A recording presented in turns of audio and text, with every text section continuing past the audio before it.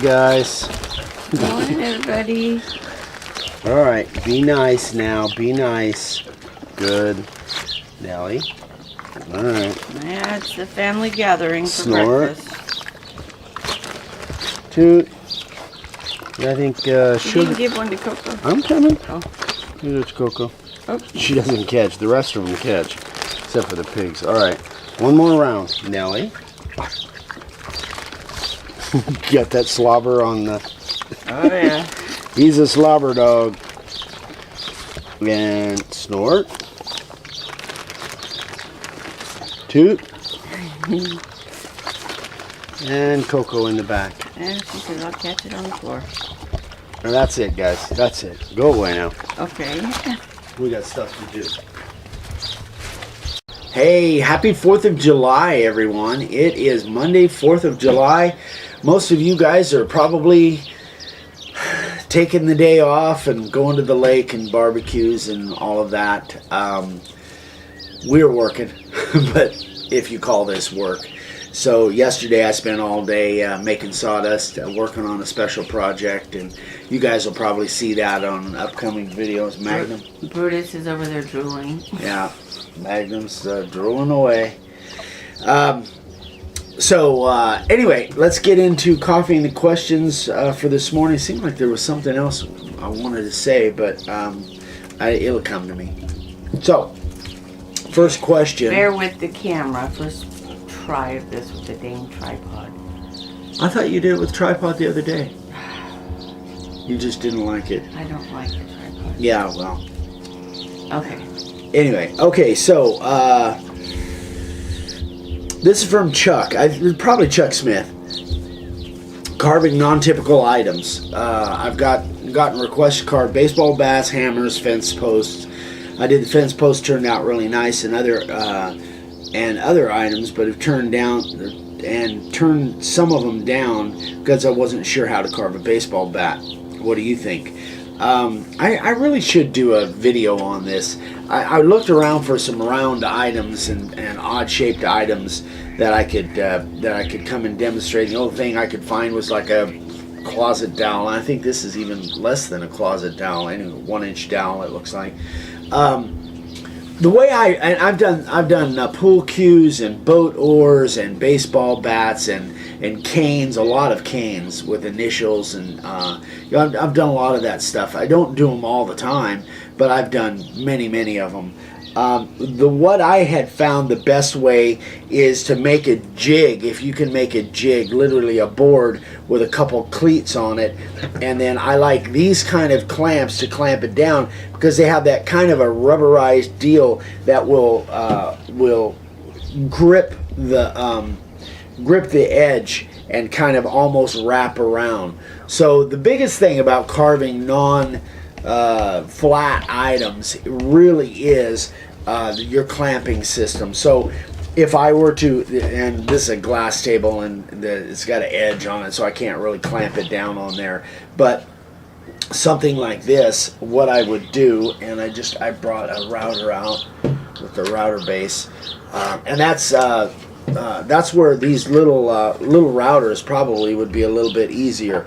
But the one thing that I learned early on is I don't try and keep the router flat, the router base flat like this, because it is a very uneven, and if you're using a V-groove bit, it just looks goofy. You have to follow the contour of the deal. So here you can see I would be limited. So what I would need to do is jack this up so that I can get a longer turn on it. So I would need to build this up so that I would have enough depth that I could get a longer turn on it, and then clamp that down. So again, I would have a board or a series of boards depending on how big your piece is.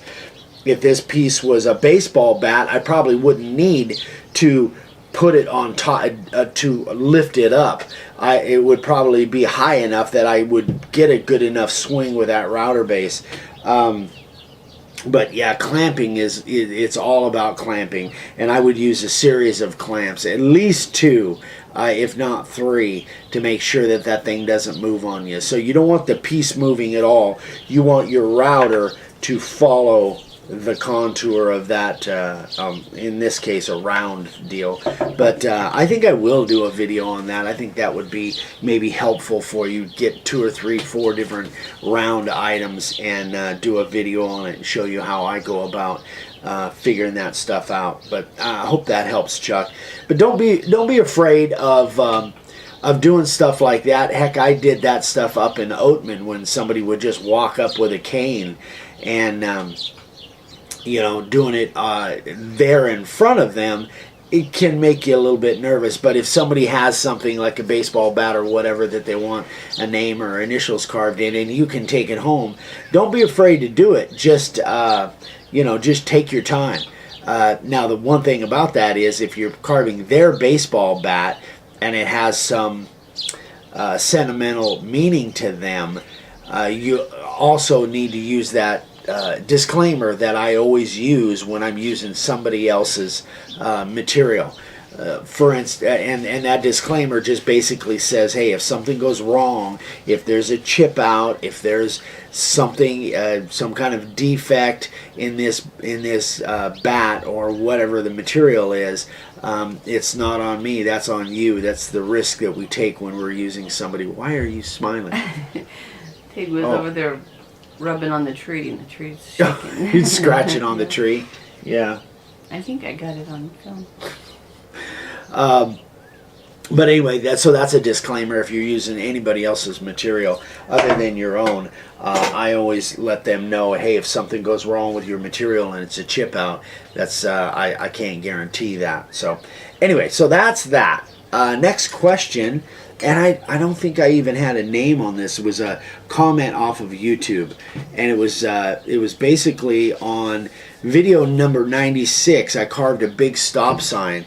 He said, how did you go about making the octagon? The octagon shape. It was literally an octagon shape. Well, I thought about making a pattern for it, but then I thought, how many of these am I going to do? So all I really did, guys, is I just cut the corners off. That's all I did. If this is a square board, let's say this was the overall size of the octagon. All I did, what did I do with my pencil? It's right here. Oh, it blended in. All I really did, guys, is I just chopped off the corners. So I basically made marks like this at 45s.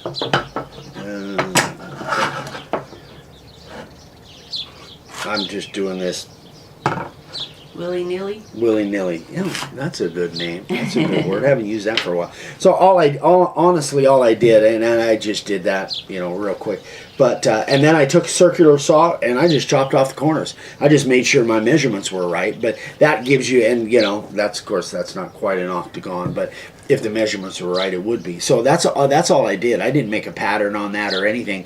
I literally, it was all straight lines. I just chopped off the corners, used a circular saw. It's been so long ago. I mean, we've got over 400 videos now, and that was number 96.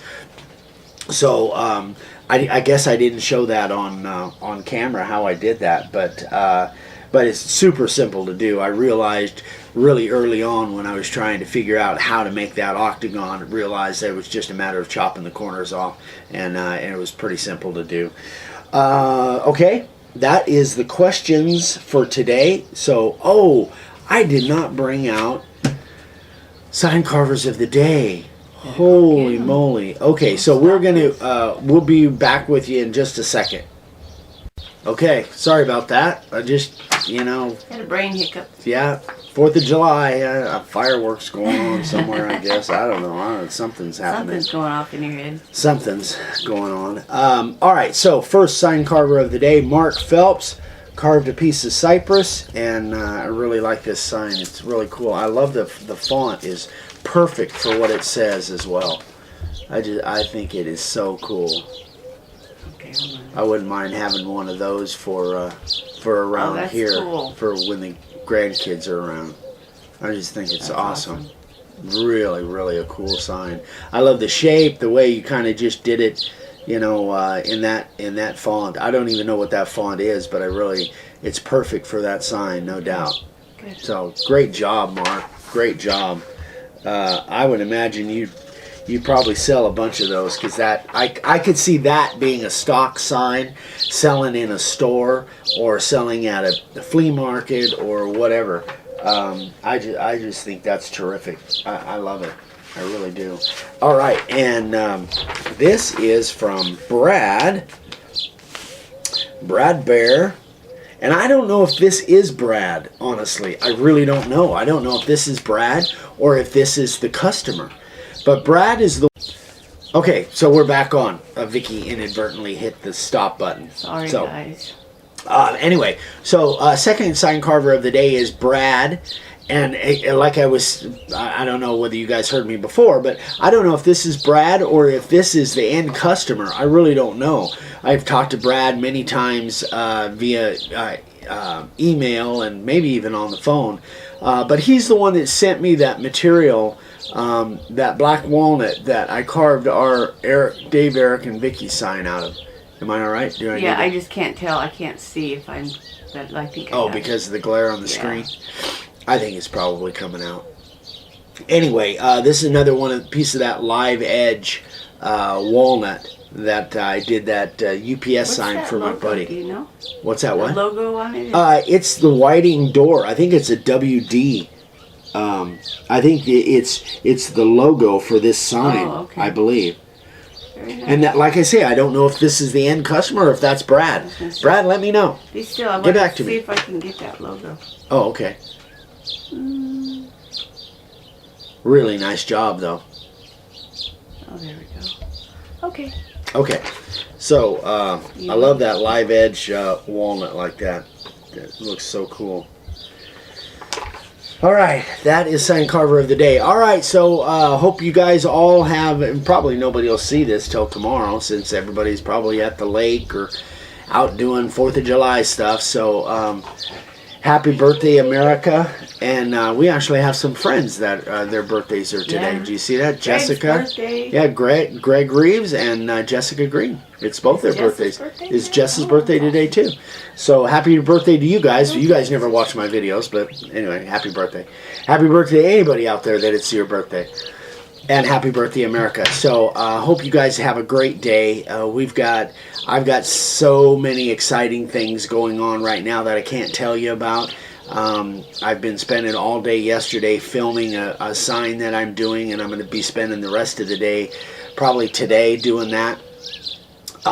It's going to be a long one, but it's something really special that I hope you guys get a chance to see. But hopefully in the future, you guys, I'll let you guys, I'll post it so you guys can see it. Anyway, yeah, it's a secret right now. I can't tell you. They'd have to kill me. So anyway, everybody have a great day. We will see you on Wednesday. Dad's Thought of the Day is coming up. So stay tuned for that. And please, if you're seeing this for the first time, we would love a thumbs up. And please subscribe.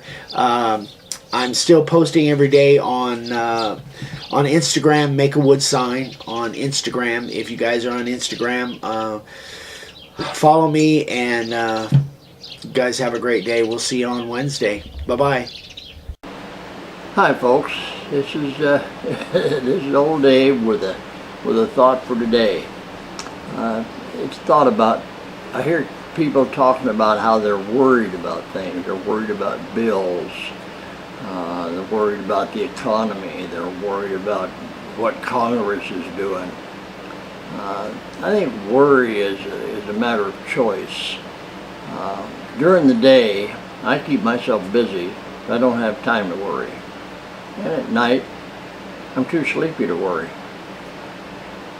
That's my thought for today.